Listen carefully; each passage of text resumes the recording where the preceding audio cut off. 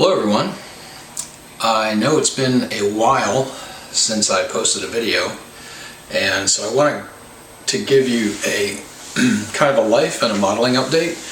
I'm trying to think when the last video was. I guess maybe 6 or 8 months ago, and it was the garage layout that I've had for about 5 or 6 years now. And to get to the, to make a long story short, I no longer have that layout.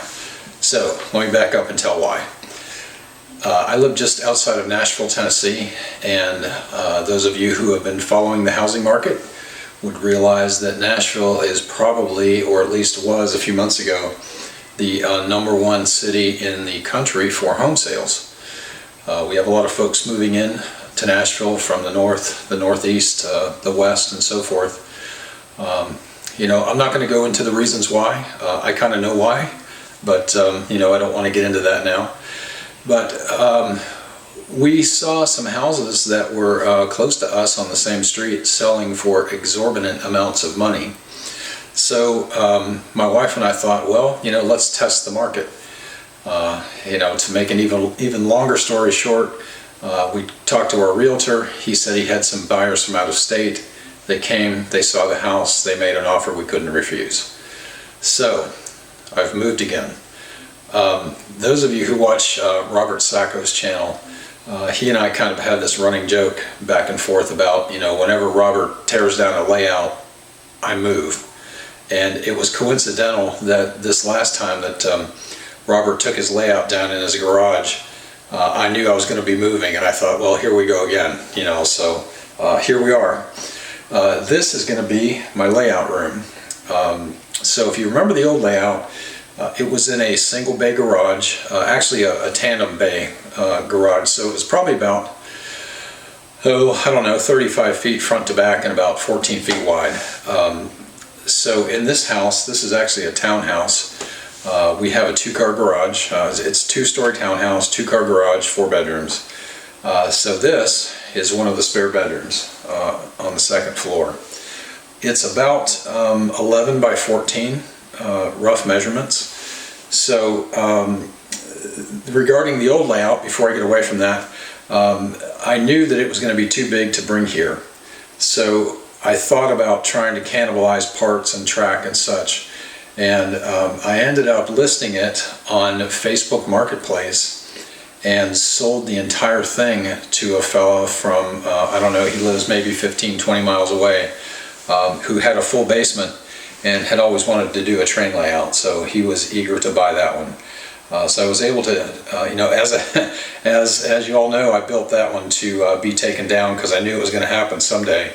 I just didn't realize it would be coming down to be sold. So here we are. This is the new train layout room. It's 11 by 14, more or less. I'm going to have an around the walls layout with a peninsula.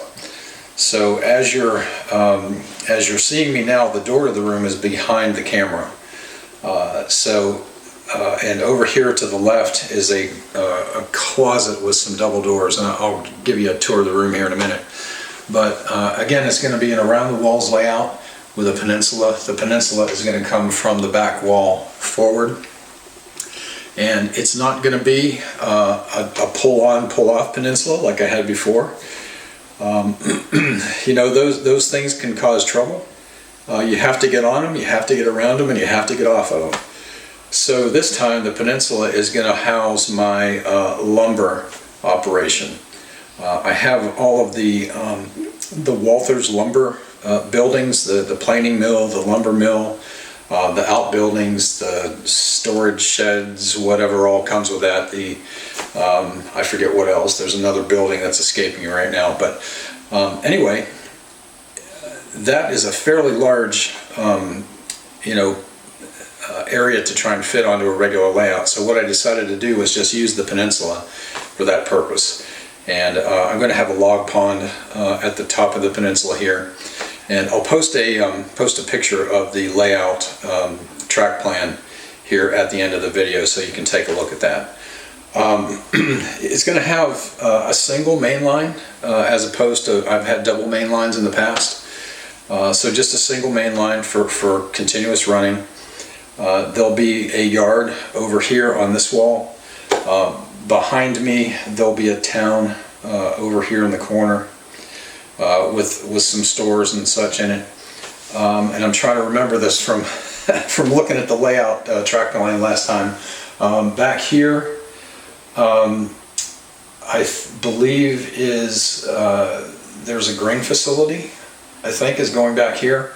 A couple of background buildings against this wall over here, and in the corner up here to my right, there's going to be a plastic pellet facility, so a plastics manufacturing facility. And then right about where the camera is sitting, there's going to be a rural scene with a farm house and a barn and some fields and such in it. So not a lot of stuff on the layout. I tried to, this time go with a few things to provide some switching opportunities. A yard that's big enough to house, I don't know, I'm trying to remember this, I think it's got 4 or 5 tracks on it. That it's a pull-in, pull-out yard. Could probably store, I don't know, 10 to 12 cars per train, I'm guessing. And again, I haven't, kind of measured it out in detail, but that's just kind of my thought. What you see back here is all of the train stuff. So I've got it all, it's either in these plastic bins or in these boxes behind me.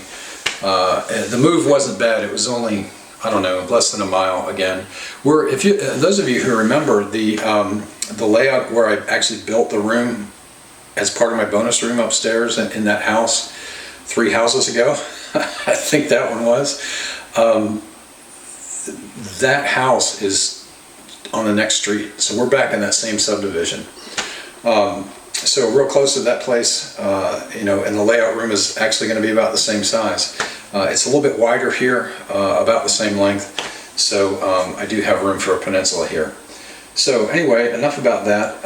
Let me stop the video here, and I'll get up and take the camera off the tripod and kind of give you a look at where this layout is going to be. So coming into the layout room, you can see the doors right here. I'm going to either remove this door or reverse it so that it opens out.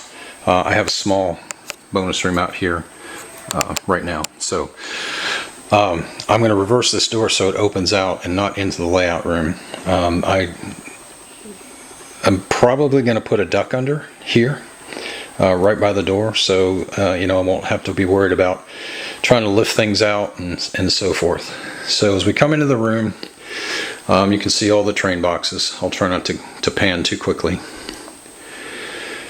Then on this side, backing up, so there's the door.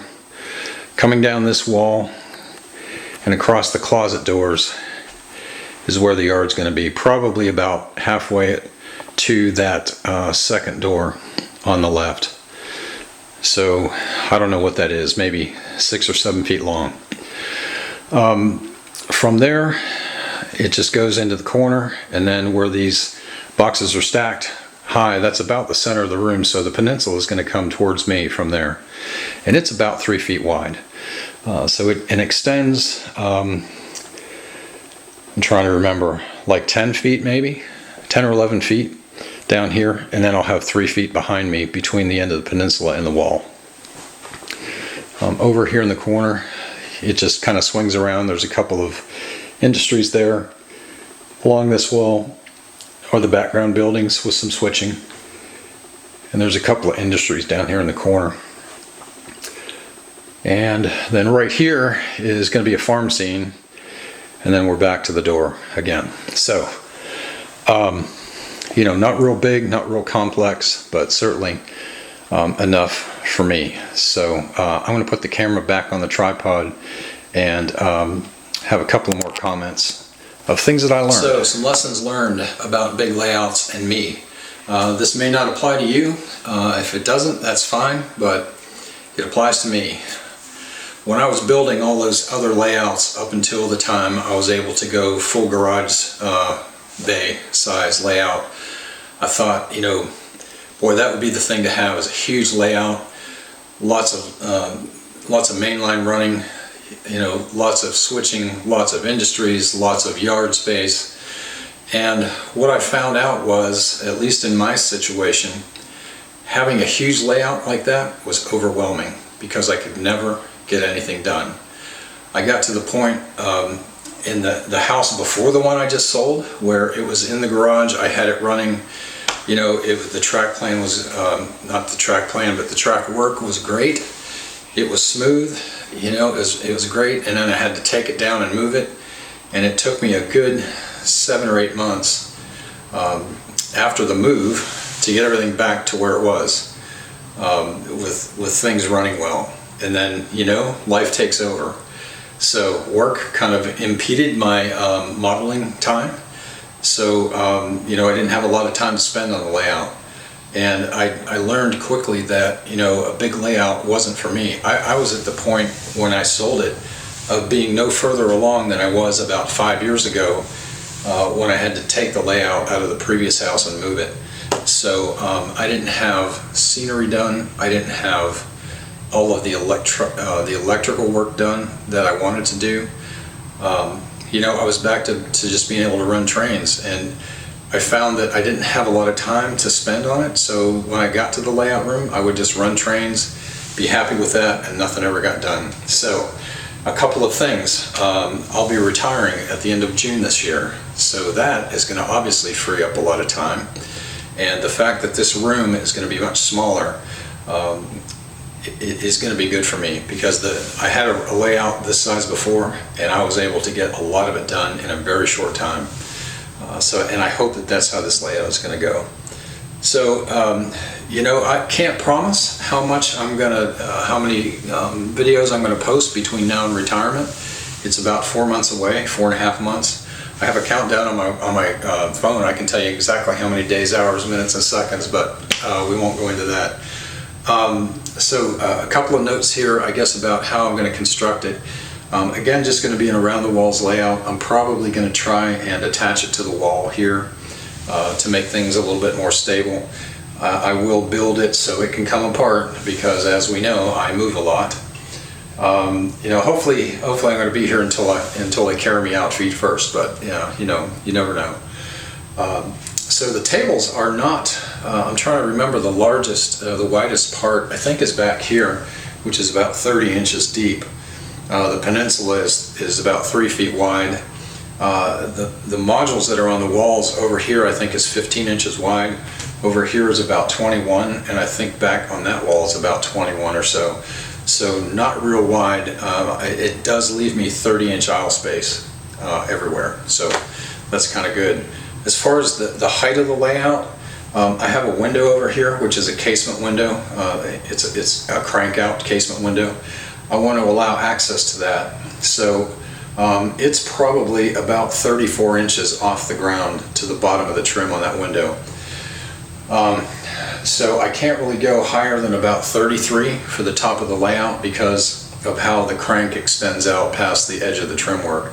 I want to have room to be able to crank that window open and actually get out onto the roof if I need to. So, it's not going to be off the floor very, very high. I may end up doing a lot of sitting and operating rather than standing and walking around. But that's the plan, right? Plans change as building commences. So who knows what will be the end result. But again, I apologize for being away for so long.